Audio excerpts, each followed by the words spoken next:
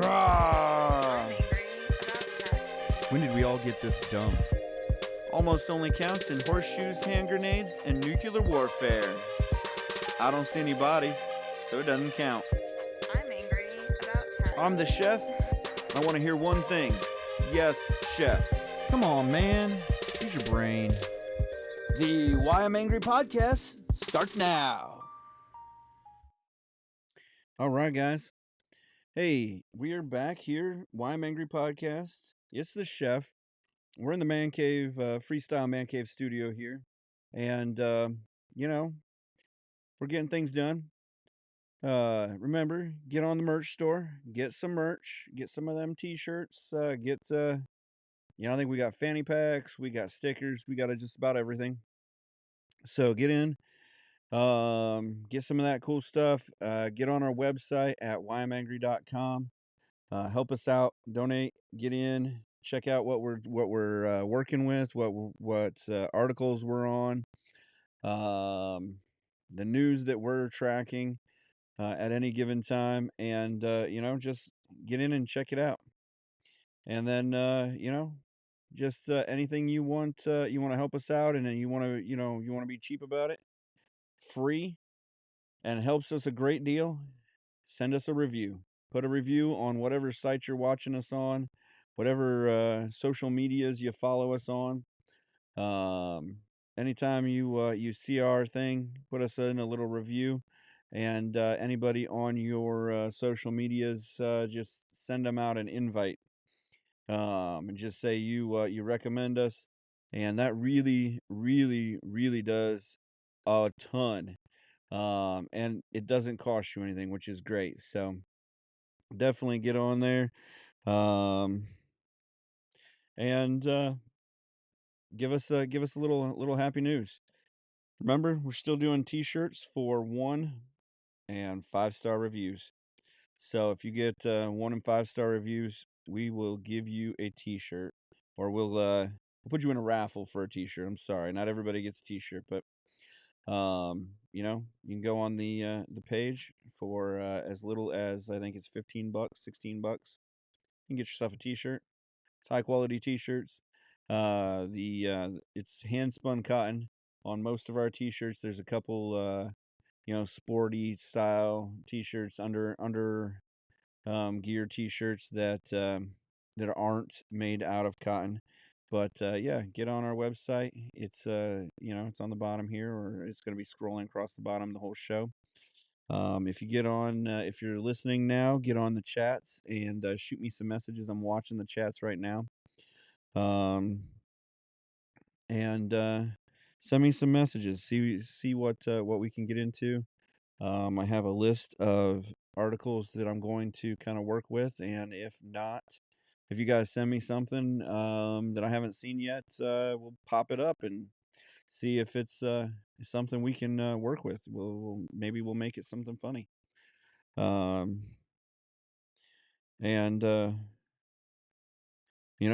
give you a reaction if I give some, put something on here that you don't like, or something you agree with. Give me an amen.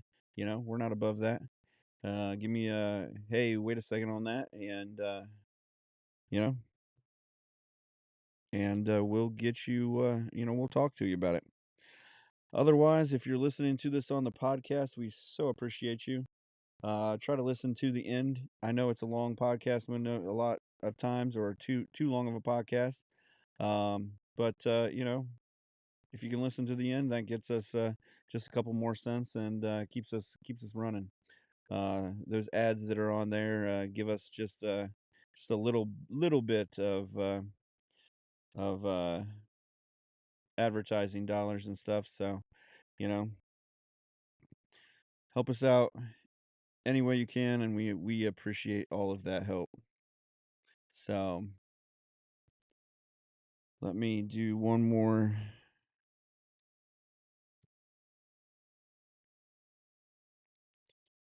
One more bit of paperwork here while I'm working on the podcast. And then we'll get into it. So here in the freestyle man cave studio, it's the chef. Unfortunately, the other guys had to bow out for the night. Um, they gotta work. Lazy bums are working. So, um, unfortunately, it's just gonna be me and you, and we'll muddle through somehow. So, as I was getting ready to start this out, we there's the big news. Tucker Carlson is getting on the interwebs on his Tucker Carlson online website and is having an interview with the Russian president or Russian leader, dictator, whatever tater you want to call him, um, Vladimir Putin. And so, I kind of saw a few things. Was on Reddit, which I'll kind of do a fun troll of Reddit this today. And so I was looking at it and it was, you know, for one, why would Tucker Carlson go to Russia and talk to Putin? Well, because Putin is one of the most powerful men in the world. We always say that the president is the most powerful um position that you could hold in the world. And in that being said, you know, the leaders of the large foreign countries are also, large leaders of the world. And so they do tip the hand. And so there isn't, there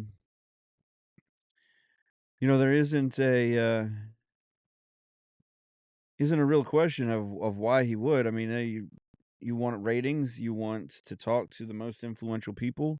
I would say right now, the people who probably hold the most sway in the world are, as sad as it is, and I don't think he uses it well, but it's, Mr. President Biden, um, the communist dictator Xi Jinping, um, and your English prime minister, and Vladimir Putin in Russia.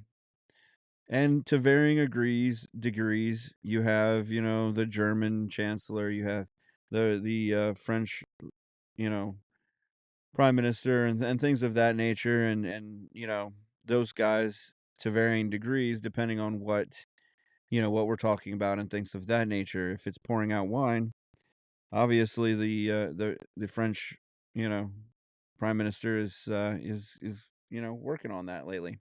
But if it's if it's talking about, right now, the security threats and things of that nature that come against us as a country, or even our allies, you know, we got to, talking to Russian presidents, it always has to come up, or always is one of those enticing things.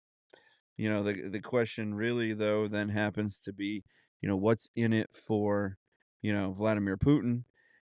Is it does it help consolidate his power? Does it explain the reasons, or what he's doing? Is it just you know, a um propaganda ploy so that, he makes, he solidifies his power and stuff like that?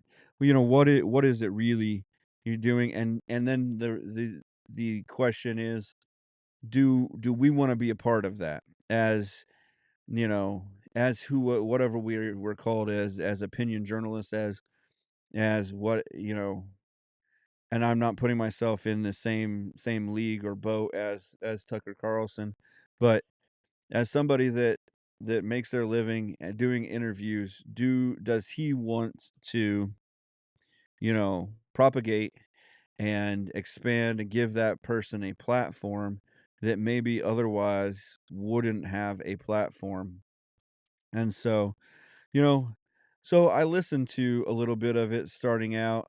I couldn't listen to it the whole time because I was, preparing for the show and trying to become the most prepared as I could be for you guys. Because I don't want to let you guys down in any way. And so, I got on and I listened to a little bit of it. And so I think I got to listen to about 45 minutes to an hour.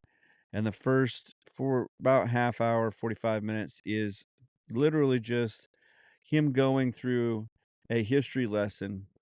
And Tucker Carlson even says in the beginning, like he was he had allowed them to go. He had told him um he would be he'd let him talk. There was no time limit and stuff like that. And so they got on, he got on and he even said he was a little he thought he was filibustering. And from the beginning I knew what he was trying to do. He was trying to build a case for why Ukraine should be Russian and not its own country. And so his whole you know explanation is that they came into Ukraine because, for one, Ukraine wanted it to, wanted them to, because they were Russian. Their heritage is Russian. They should have been Russian to begin with. The Ukrainian people, being Ukrainian isn't an actual, sect of people. It's not like a religious group or a whatever. It's a politically enhanced group of people that have been told that they're Ukrainian because they're on the outskirts of Russia. And so they really should be Russian because they follow Russia. They tried to escape Poland by going to Russia because they were part of Poland for a little while, and then this and that, and just the rigmarole. And I like the way he you know kind of framed World War II with Germany and how Poland worked with Germany. And so he kind of tried to tie it in that Poland was really a Nazi power, even though they didn't join the axis of evil, but they, just kind of were part of that. They kind of can capitulated to the what was going on. And so, I mean, so if they were really capitulating, why, to me, why then did Russia or then did Germany then have to take, they why did they have to go in and take over Poland? Uh, you know, Whatever. But, so it's just it was kind of a long um wind up, but he did make, the fair points that, they were part of it, and this is why, and this is, and NATO. And, the problem with it is some of the things that he said, because either he's in the inside or because you can't corroborate what he's saying. um you kind of take with a grain of salt, because like he can't he said, "Oh, I talked to Bill Clinton about getting into NATO," and he says, "Yeah, yeah, man, probably." Which I could see Bill Clinton saying that, or President Clinton saying that, because, you know he was a good talker. He kind of knew what was going on, what could work and what couldn't, and what could help him. And he was a great politician. And so, you know, with that, he's like, "Oh, well, let me talk." And so at the end of it, he said, "No, it wasn't going to work out." And probably not the right time right now, his guy said. And so, he got, he Tucker Carlson came in and says, "So you got up in your feelings a little bit." This is my version of, so you felt dejected, and and so he says, he goes, "No, that's for women. That's for beer marriage or women and stuff." He goes, "It was just political, and we were trying to, you know, build alliances, and so we had to build our alliances other ways, and blah blah blah." And so, some of these conversations you can't really corroborate, as he was, talking about conversations he had with Bush Senior and Bush Junior, and things of that nature. Um, but we got into he got into that a little bit finally. I got to listen to maybe about 5 or 10 minutes of actual, like, this is what's going on, and this is why Russia's where it's at today. And this is why we chose now to to go over, because Tucker Carlson broke in a couple times and said, so why does this why wait 22 years or whatever to decide to all of a sudden attack? And then he says, the one kind of just thing that Putin was really trying to escape was that he says, so you, in your speech to the Russian people, you said that NATO was taking NATO was going to put its nuclear capabilities, or its Russian, or its missile defense systems up around in Ukraine, and that you feared that the US or NATO, or NATO backed by the US, was going to attack Russia. And he says, "Oh, I didn't say that the US was going to attack Russia." Well, you may not have said, straight, the US is going to attack Russia, but you did say that a NATO backed US, or a US backed NATO, was going to, you feared that they would attack Russia, and this is why you had to, um, if Ukraine was able to become part of NATO, you had to attack before that happened, or whatever. And so that, you know, it makes a lot of sense, but at the same time, it's also, you know, it's also kind of stretching what the truth is, and what we make of it. So to me, I mean, the beginning of it's you get, I mean, if you wait and if you kind of seed through about 30 minutes of it, you'll get through the Russian czars, all of them from 600 AD to, about 1800, So he goes back. He's like it's like, when did this all start? And you go back to, well, I was born in 1982 on June 5th. It was a Friday, I think. I don't remember because I was so small.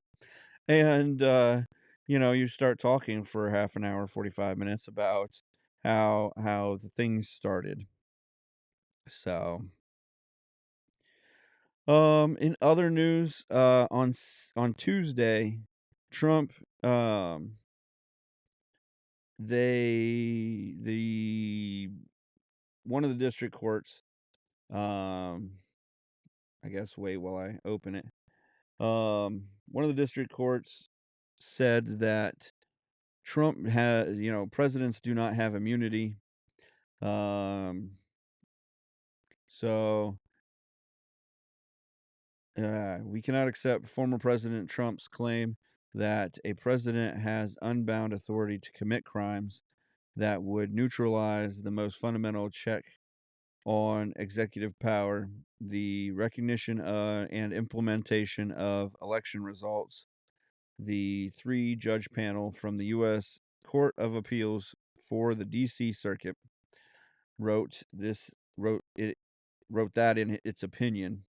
It added, for the purpose of this criminal case, which is the criminal case on whether he tried to overthrow the election out of South Carolina, um, Trump has become Citizen Trump. with all the defenses of any other criminal defendant. So basically, which I understand, they don't want to set a precedent that as president you have full and unbridled immunity, meaning that if you were to commit war crimes or something like that, that they would not, or treason even, while you were president, that you would not be brought up on charges. So this insurrection, if they bring him up on charges of insurrection, that's pretty much treason. Um, so with that come certain consequences. The last person we brought up on treason charges, we hung. Um, there's that.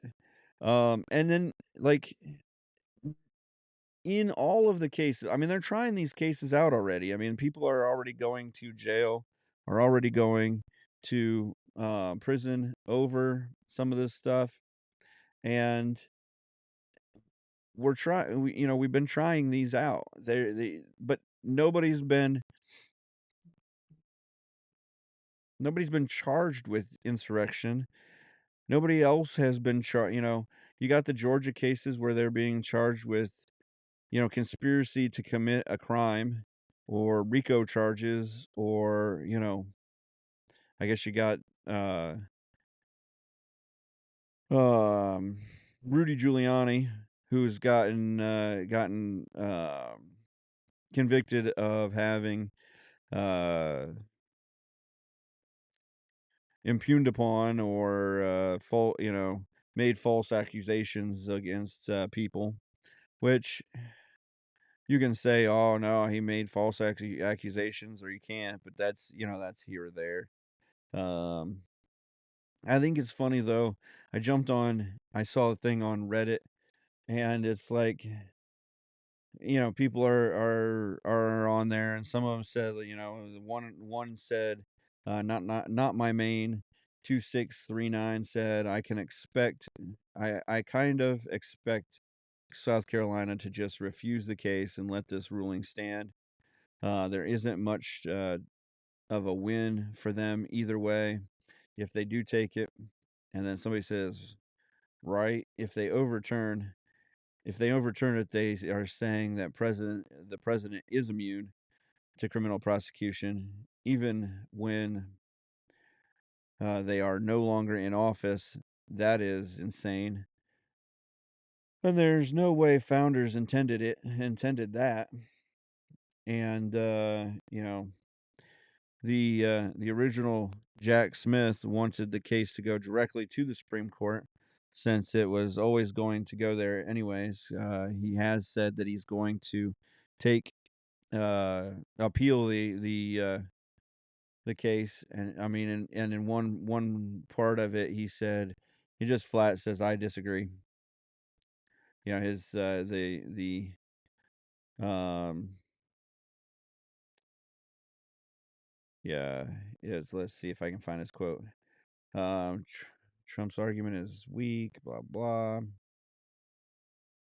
Uh, because I don't believe that they should have full immunity. I mean, there are things that you do, but I also believe that, we can't just go and,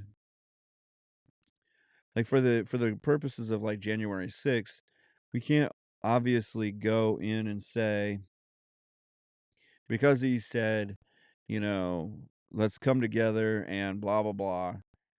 We can't say, well, he incited something. That part of it needs to be, because he has to say things that unify the country.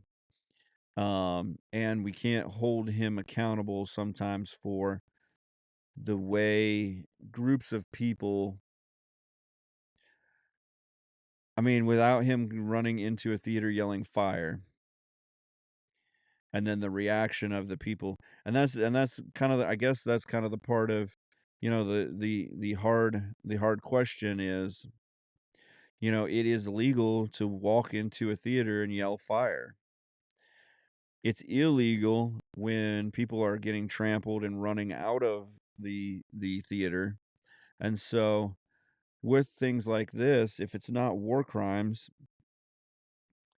if it's if it's questions, I mean, I guess I was taught as a student that to question the authority, not in a we're gonna riot and loot and burn and stuff way, but that if you're listening, if you're getting you know if you're getting information that doesn't seem like it follows the rule of law or the way that we're supposed to run, then you need to question that authority, you know? And so, when he questions what happened in the election or even goes the legal route and sues the state or whatever, that's just the normal questioning of authority. The problem is had the founding fathers not won the war for independence, their question of authority would have been that they were treasonous against the King of England. And really, um, you know, had they not accepted our sovereignty, they could have never been allowed to go back to England because of their treasonous acts.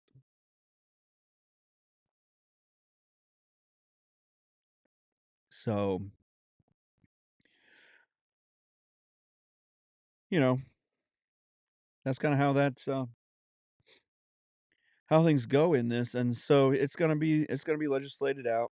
And some people were like, "Oh, this just helps him out in his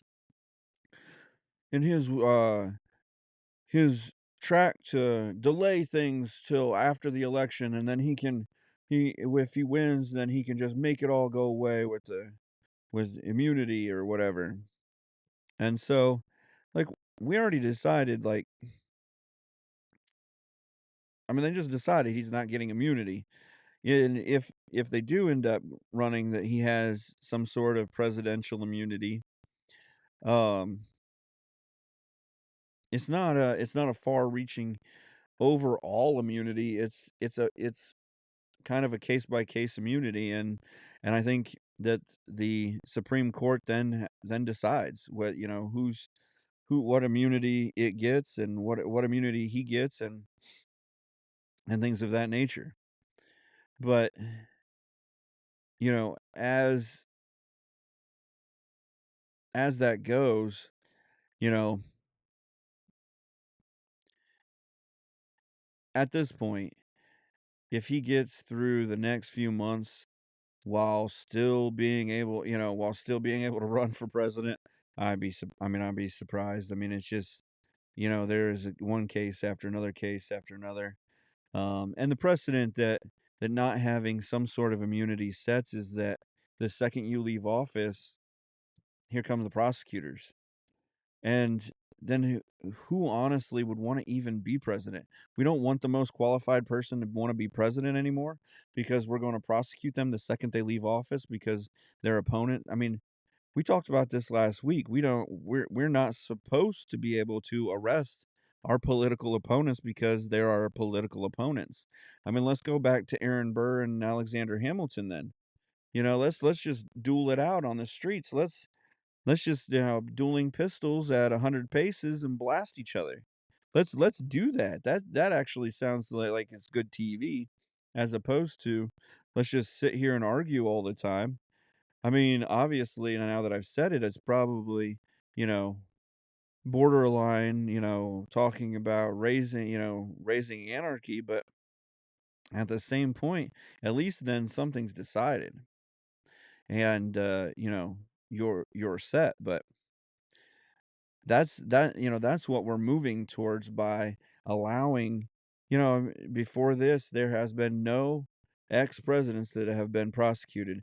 And I even said this, and we had Nixon, who used the CIA, who knew about, spying on his political opponents. I mean, heck, we knew about Barack Obama spying on political opponents. And even to the fact of, with while President Trump was running for office, they were investigating him. So is and what was great about the comments is, if I when I went down farther, is all of the people were like, "Oh, the right just wants an a a strong arm government. They just want a monarchy. They just want a king, a dictator, blah blah." Well, wh- what are we getting right now? Like, yes, our president is super weak, but at the same time, we've got no say in it. It doesn't matter what the normal person says if you're not yelling from a lettered standpoint, or putting in your, or anything else, you don't have a say. So, I just i- it's just a no-win situation. And it's like I told my father-in-law this today when I was picking up my 2-year-old. I just don't think that we have any standing in who becomes, and who is no is becoming president. I just don't. I'm starting to lose that faith that we, the people, really decide or really have what's going on about it. So, I don't know. I mean, maybe I'll gain the faith again, but at this point, you're looking at a Trump candidate, and whoever gets to run against him, whether it's Biden or Michelle Obama or Gavin Newsom, who made some decent points in his debate with DeSantis. But there's also that guy that has the Kennedy last name, who, in all honesty, one of those two could unite the younger crowd and the older crowd, where they bring the older Democrats that are almost to the point of disenfranchised with Uncle Joe the Baden, and who wouldn't really vote for one of these new age hippie kids, um or maybe even wouldn't vote for, you know one of those one of the others in there that just have gone so far. You know your Bernie Sanderses and stuff. They're out there. They're beyond. But some of these new kids coming in are so far more dangerous, with the fact that they want to greenify everything, and they're going to do it at the expense of, we haven't found the solution to get there yet. And in no time in the process of developing things have we ever cut our leg off before we found the prosthetic, or the thing that continues us walking. So when we decided to go away from horses, we already had what was better. We had cars. We were starting to develop cars and gas engines and steel and coal and steel and things of that nature that could propel us farther. When we went away from gas powering gas burning our houses down and lighting them at the same time, we we got electricity, but we didn't go away from gas in our houses as our light source or as our heat source before we got electricity. We didn't just, oh, take it all out because it's dangerous. It can't, no, it was relatively safe. And so until we found a better alternative, we went with it. And then when we got the better alternative, we went with the better alternative. But this is for the sake of changing for the ideology of that this is going to make the planet better. I don't understand one how a few years with whatever, less emissions or whatever is going to completely change thousands of years of evolution or of the world doing what the world does. But I'll go I'll go with your pseudoscience and say, okay, we should be good stewards of the world, and we should take care of this. And so let's go to cleaner powers. Let's go to an electricity source that can can power us with less energy, with less trying. So when we run a coal power plant, there's a lot of things, a lot of energy that goes into getting the coal out of the ground, getting the coal to the power plant, getting the coal in the power plant, things of that nature to run the generators that create the electricity. And so let's find a way that's cleaner to do that. And you can't say that solar and wind is a better way yet. Because for one, solar panels, they run at best on their best day 80% efficiency. And after, this, especially the ones I've done a lot of research on the ones that work in your homes and the ones that work for your homes. Um, I mean, 40 to 60% is you're doing good. And so on once they start to degrade, which happens after about 10 years and degrades down to about 5% after about 15 years. I mean, I feel 5%, unless you're really running lots and lots of kilowatts, you got nothing. So what I think, what we're doing here, with going to all the green energy and things like that. I mean, I know you've heard it from everybody, but I think the whole process isn't the right way of doing it. It's okay, we see a problem, we fix a problem. We don't see a problem and throw out all of what we're doing right now without having a solution to the problem. Unless you're willing to run around here without the protections that we need as humans, as squishy skin, human beings that have to wear coats and in the winter and have homes to keep them warm and cool in the summer, and you know guns to protect us and keep us at the top of the food chain. Unless you're willing to do without some of that stuff, we need to kind of keep the lights on. So a couple good things came up in science this week. Scientists discover a new type of immune cell that remembers allergies and produces antibodies that trigger the reactions.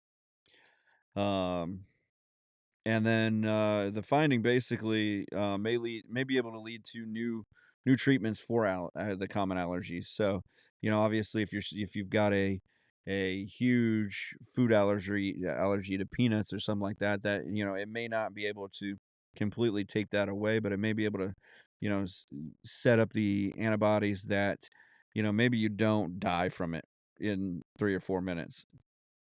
Maybe you just puff up and you take your EpiPen and then you're good again, and it's not quite as serious, because I even read an article 2 weeks ago about somebody that died from un un classified peanuts, or undeclared peanuts in their gluten free, dairy free, soy free cookies. I mean, I don't know why, like, if you're gonna take away all of your gluten and your dairy and all of that, you probably should understand that you can't have cookies.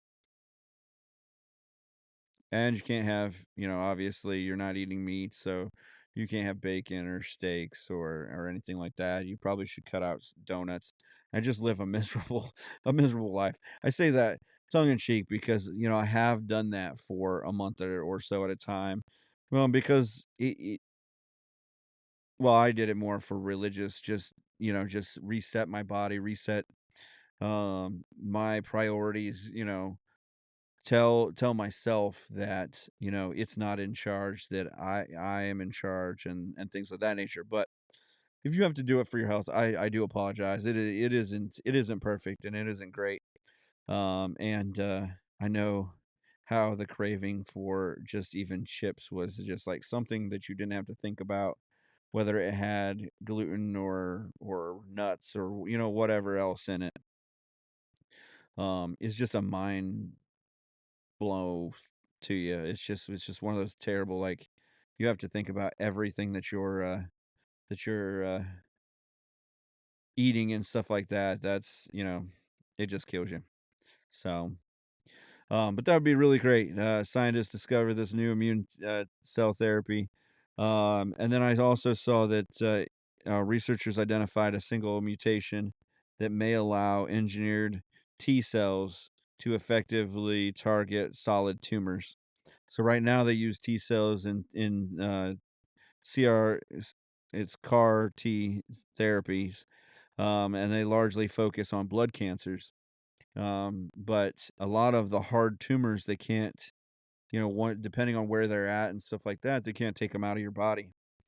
And so you end up with, either a big lump, or if they do take them out of your body, you end up with a big crater or something like that, because they were hard cells that kind of took over that space. And so this would actually allow the T cells to target those solid tumors, and they would be able to, like, start to break them up with antibodies and things like that, that the T cells would help make. So this is one that everybody's been talking about since Terminator came out. Robotics firm Boston Dynamics demonstrates its Atlas robot performing tasks similar to working in an auto factory, including where it was lifting 30-pound components. So I've seen this robot do, like, be attacked, like, they've done some AI, like, things where they've, kicked the robot and stuff like that, attacked it, and it can do some, like, different moves and stuff like that. Um, and they've taught it different things of that nature. But um, it's now back doing medium weight car parts, while the robot has mastered a lot of bipedal tricks, like walking, running, jumping. It can even do backflips. Is still in the very early stages of picking stuff up. Um, so when we last saw it, um, it had rudimentary hand clamps and was using those to carry heavy objects like a toolbox or barbells, or a big plank of wood or something like that.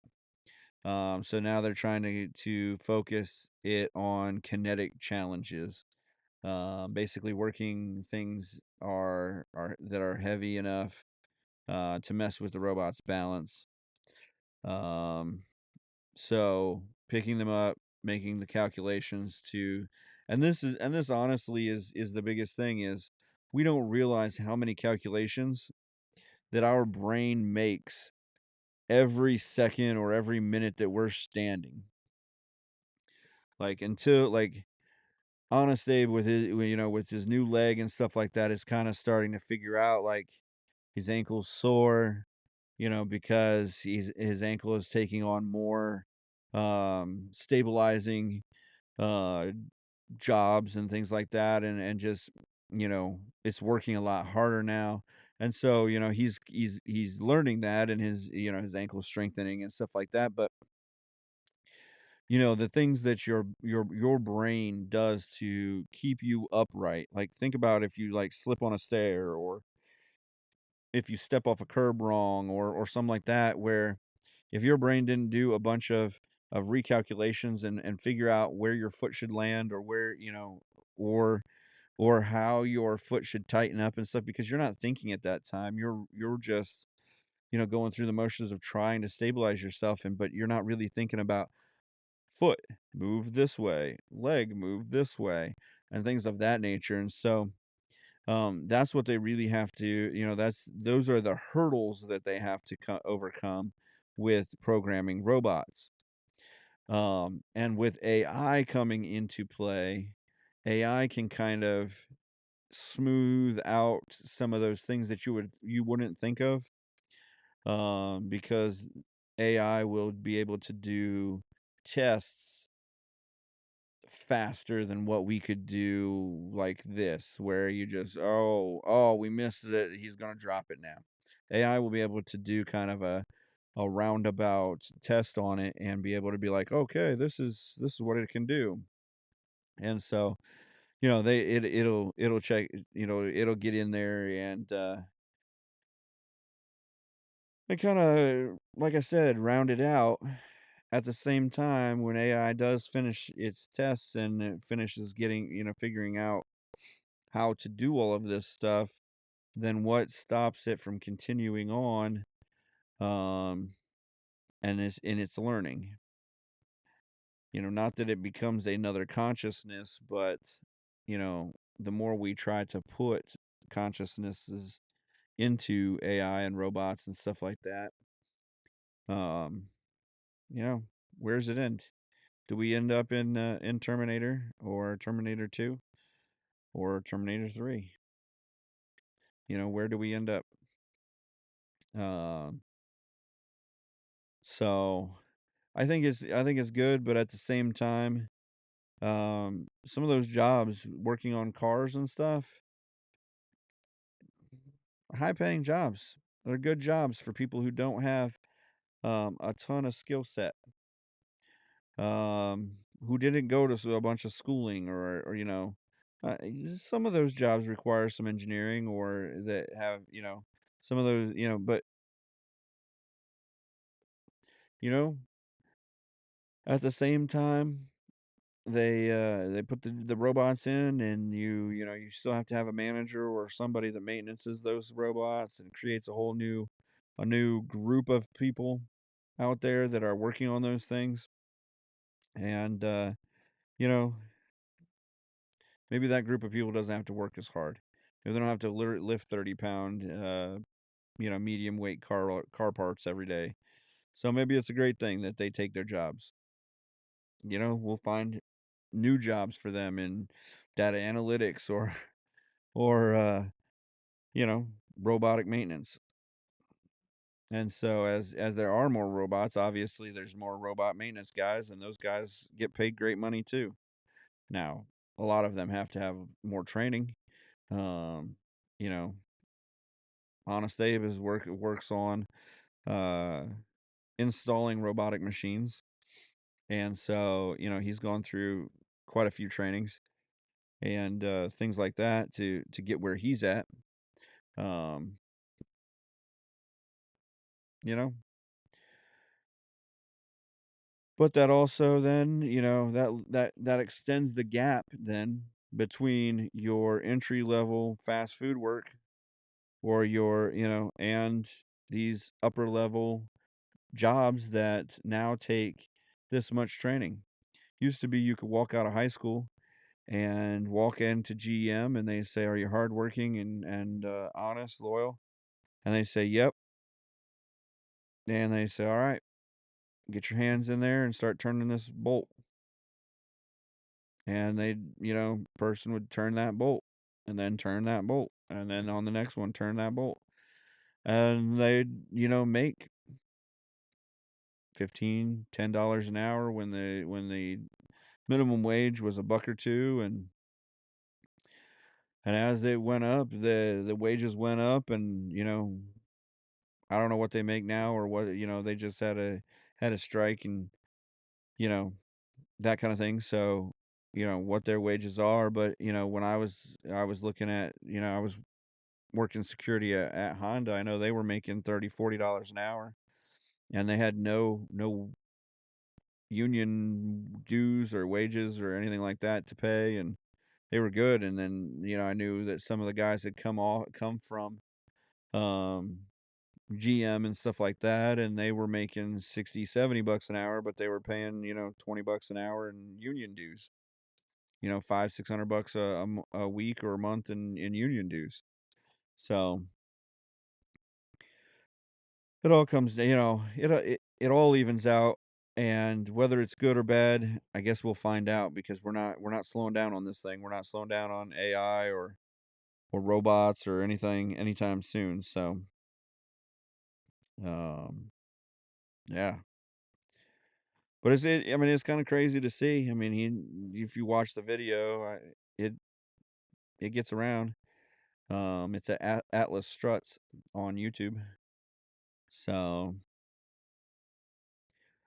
Uber posts its first full year of profits since going public in 2019. Who would have thought that at that time Uber would have to take 4 more years, almost 5 years, to post profits for a full year? So, did better than expected in quarter four, and yeah, so posting profits, which is kind of what you look for if you're running a business. So, getting into the odd news. So, picture this: sitting at home, nothing's going on, and all of a sudden, your house sounds like it's being beat upon by a metal, sh- a, a, a sheet of 1 1/4 inch metal. Well, some people up in Mount Airy neighborhood of Philadelphia on Tuesday, they were left baffled as they looked on their roof after hearing a big thud, and all of a sudden, all they saw was this giant piece of metal with a hole in it on their roof. Couldn't figure out what it was. Called the authorities. So it looks like it's it looks they said the Fabian Lima told CBS Philadelphia it looks exactly like a plane window section. I haven't heard of any planes missing doors in this area, so I have a hard time saying that it was, that with a straight face, but it's the only thing I can think of. The couple say they believe the object may have fallen from a plane, but they did not hear it land on the roof, so they weren't home, or at least didn't hear it land on the roof. But just picture this, picture that you look at your house and all of a sudden there's a giant piece of metal with, you know, a window hole in it, basically. A team of inspectors from the Federal Aviation Administration visits the couple's home Wednesday to take photos of the object, which has now been removed finally. from their roof. The Lehman said the inspectors asked them to keep the object safe until the investigation is complete, which is weird that they didn't take it with them to investigate. But maybe they want to keep it. I don't know. Maybe they're like, let's claim it as a collector's item for years to come, and then we can like pass it down to our kids, and they can tell the story of how one day a giant piece of metal flew out of the sky and landed on, Grandma Gertrude's roof or whatever. And we can all revel at the sight of Grandma Gertrude's metal that landed on her roof. So a I guess a Chicago family experienced a similar situation in July of last year when a evacuation slide fell from a plane approaching O'Hare International Airport and struck their house. The slide caused damage to the roof shingles, downspouting in the kitchen window screen before ending up in the backyard. FAA investigators determined a United Airbus Boeing 767 that had landed at O'Hare moments after the impact was missing its slide. So at least they didn't have a slide smash into their house and smash their house all up. But, you know, they seem like they're just baffled about what it was from. So, I mean, if you look at it, it does kind of look like that. But, I don't know how. It looks almost too thick to be an airliner, like door window area type thing. And it only looks like a piece of it if it is. So I don't know what kind of airplane is flying up there. Um, or pieces are falling out of our airplanes. I try not to ask my wife too much about some of those mishaps or things that happen in the airline industry. And she always tells me she's not allowed to talk about it too much. So just know there are things that maintenance and those guys know that have not gone out into the public. So yeah, just planes flying, doors coming off. You got this ladder come out. Things are happening. Also, construction crew unearths a World War II era bomb. And you would think, okay, World War II era bomb. It's got to be France. Could be Germany. Could be, yeah, it could be England. Could be London. Nope. Florida. Near Tampa. At near the right around the Tampa near the Tampa airport. Um, let's see. Yep, near the Tampa airport. In Brooksville, near the Brooksville Tampa Bay Regional Airport, they discovered a buried ordnance. It's about 1,000-pound bomb. And I was like, oh, in Florida? Like, I'm like, who's bombing Florida? Well, it wasn't really a bombing of Florida or anything like that, or from a bombing. The sheriff's office said the bomb came from most likely the Air Force base that was there at the time. During World War II, there was a military Air Force base there for training purposes. They flew the B-17 Flying Fortresses and the B-24 Liberators, which were both bombers. And so with that, there was probably ordnance on the property that got buried, and they said that it was a Mark 65 DK, so that it was inert. It wasn't dangerous anymore. Although it is 1,000-pound bomb, um, they are going to dispose of it off of the MacDill Air Force Base outside of Tampa, also. So it sounds like they just moved the Air Force Base, and because the property was getting changed over the airport, they didn't fight it too much there. So Let's go. Let's find one more here, or another one here. Yeah, let's roll into Honest Abe's territory. A Oklahoma woman has a Last Airbender collection that earns her a world record.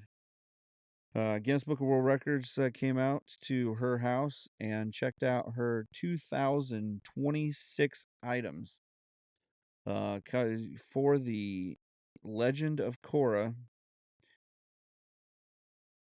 which is an animated series and sequel series. Oh, and the sequel series Legend of Korra for the Last Airbender off of Nickelodeon. Um, she says probably her favorite thing is the pilot script. Um, it's something that she actually got on eBay a few years ago after the show had finished airing.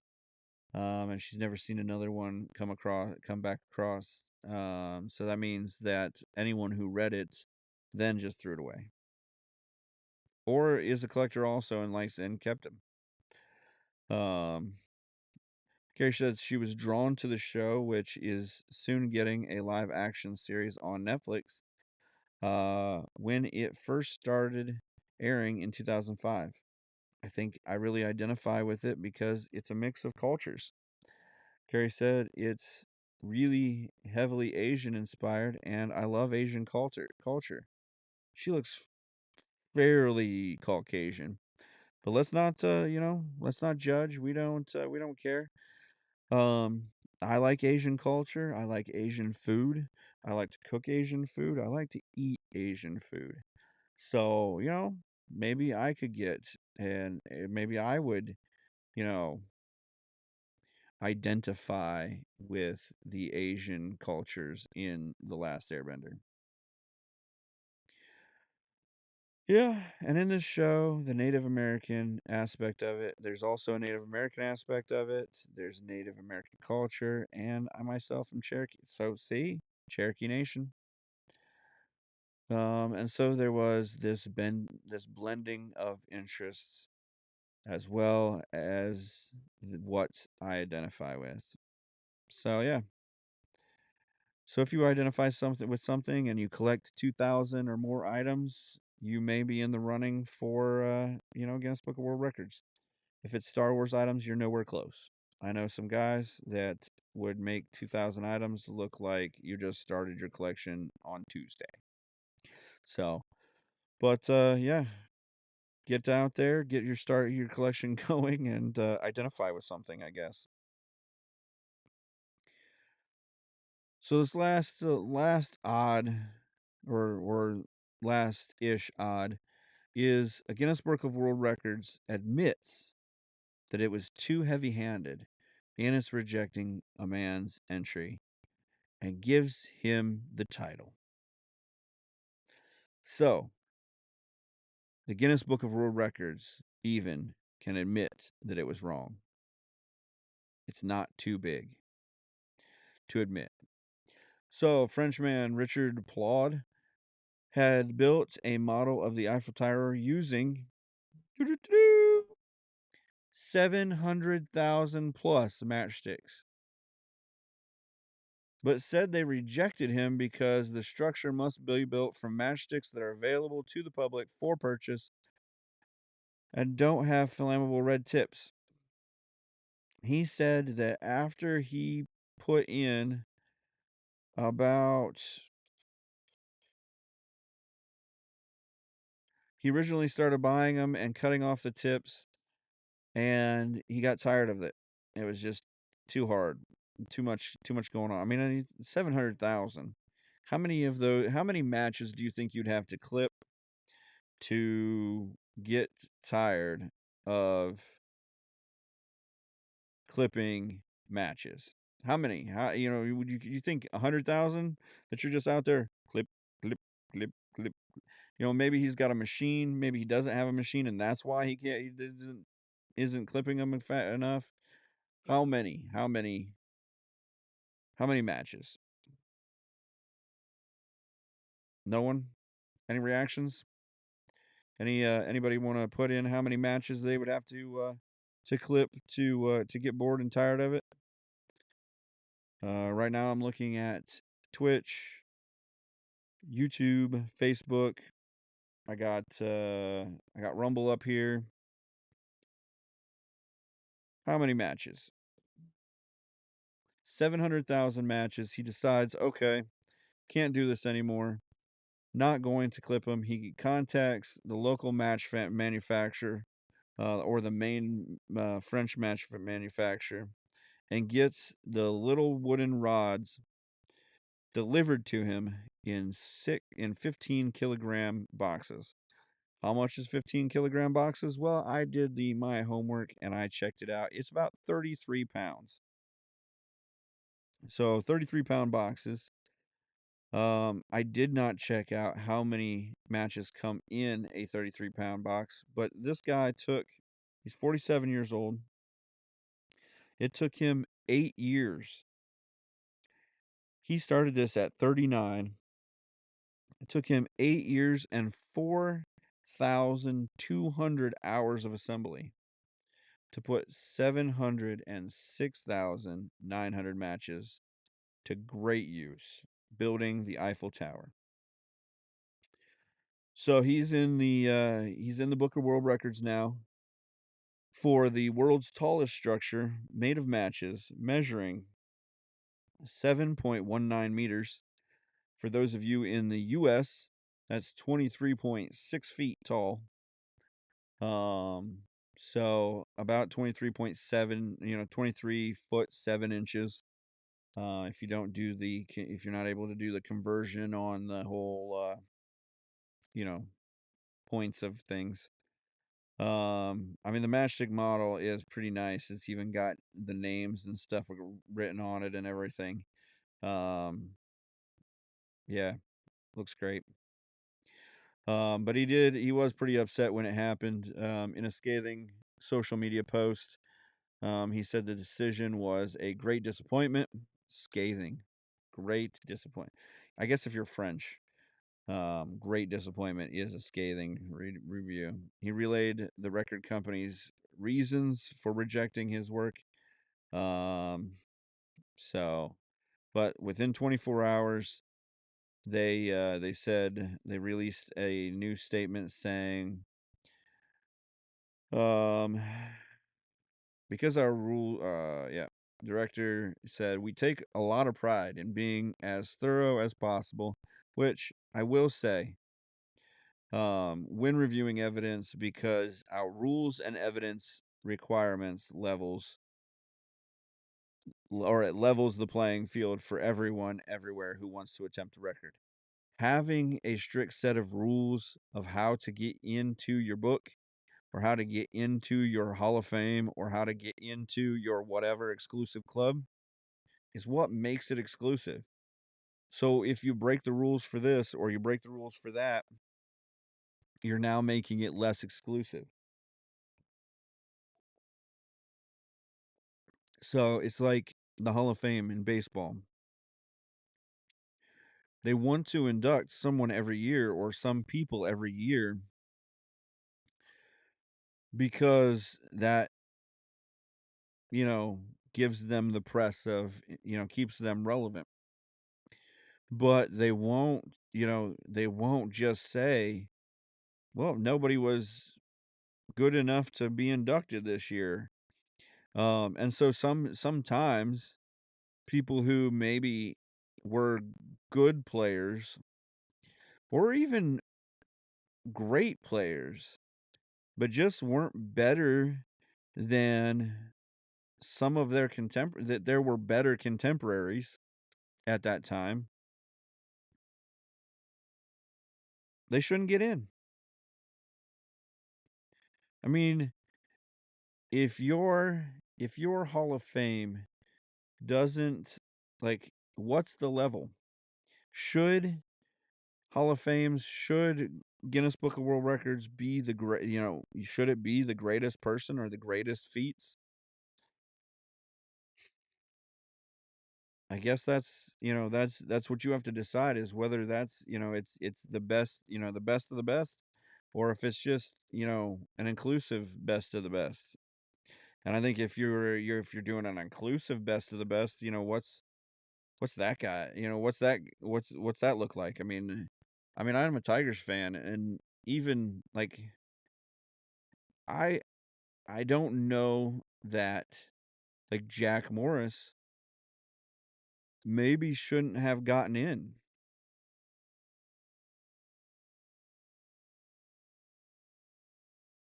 I don't know that he was the greatest of his time period. It was worthwhile kind of getting in. So, you know, that's my opinion is that if you get a world's record, this guy's got a world's record. It's 26 foot tall. That seems pretty freaking tall, but at the same point, if he didn't clip all of the red tips off the matches like everyone else that had came before him, then he took an unfair advantage. Those people took hours and hours. If he took 42 hours or 4200 hours or whatever it was to build this thing, and other people, yeah, 4200 hours of assembly, but he got a shortcut because he didn't have to clip off the red tips. Is it really as as awesome? I don't know. So, I came across a couple of articles that kind of we're going to be live next week on 7 days. Should make it the 15th, right? Let me get the calendar out here. Let me check her out. Yep, we'll be live on the 15th. So I had a couple articles that were based on Valentine's Day. I think you'll enjoy them. One is that if if you're feeling a little frisky on Valentine's Day or feeling a little dejected, maybe heartbroken, um, you may find some healing in your journey by naming a cockroach after your ex. The San Antonio Zoo is allowing you to name a cockroach after one of your exes or all of your exes if you have some money. Um, so how it works is people can make a donation of 5, 10, or $25.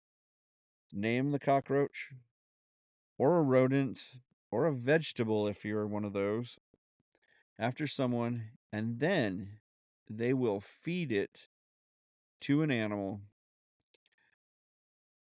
as a symbolic gesture of you taking care and getting some closure on that relationship.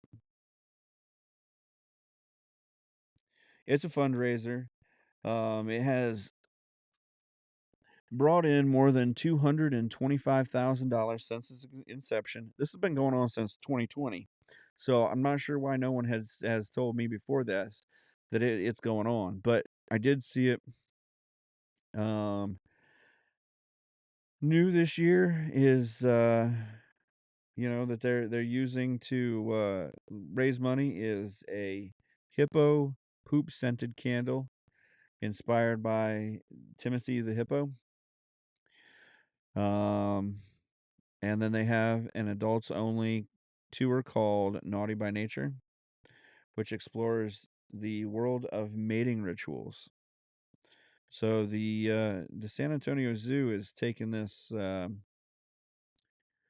whole Valentine's Day thing pretty seriously, to try to raise some money. There's also a singles event to meet your next ex and a candle lit dinner experience, hopefully not with hippo candles, inside the Africa Live exhibit, with a backdrop of hippos, crocodiles, and other species.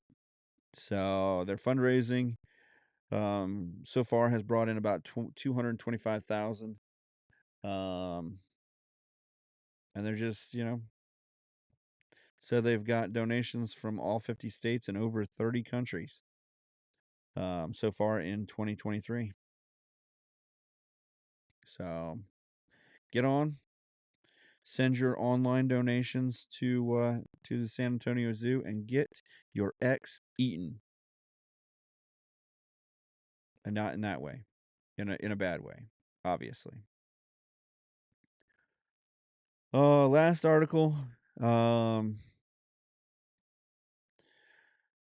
the oh, okay, I think.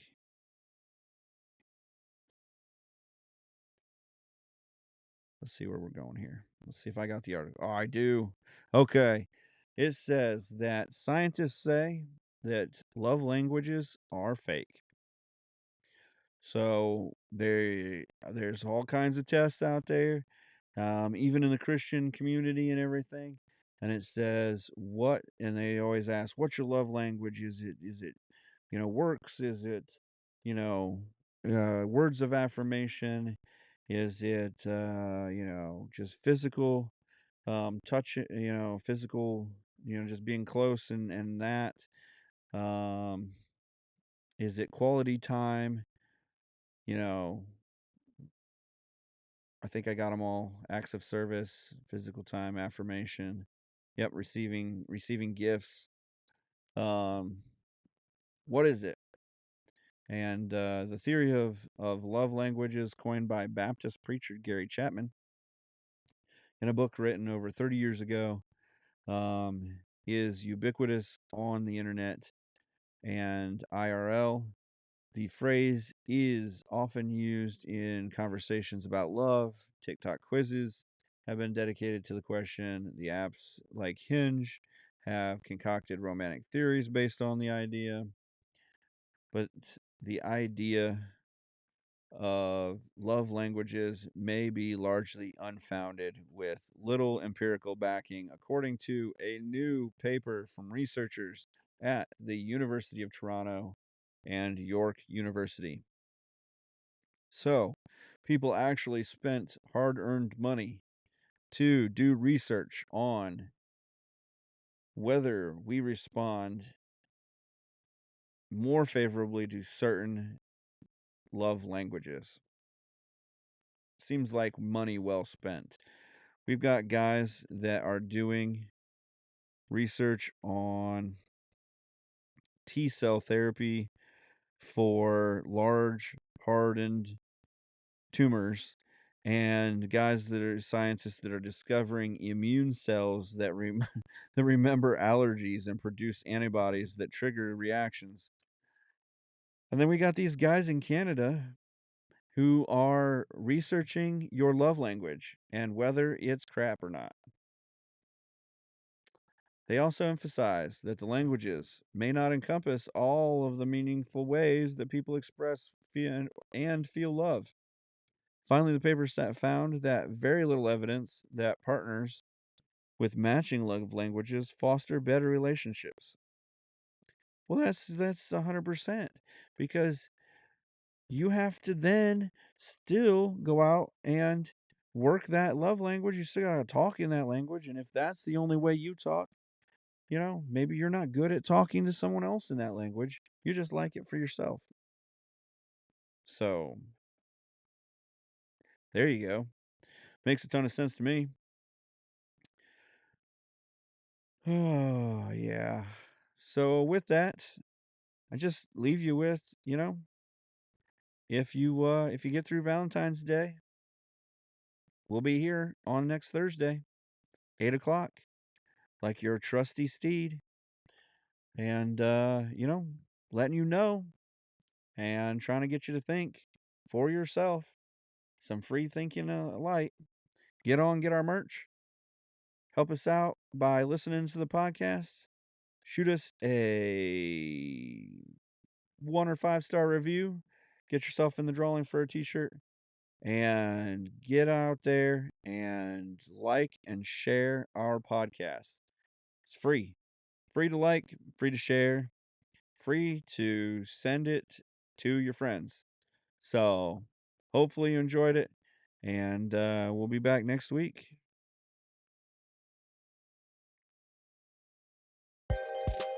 Remember to follow, like, and share the Why I'm Angry podcast across all social media platforms and anywhere you get your podcasts. The Why I'm Angry podcast ends now.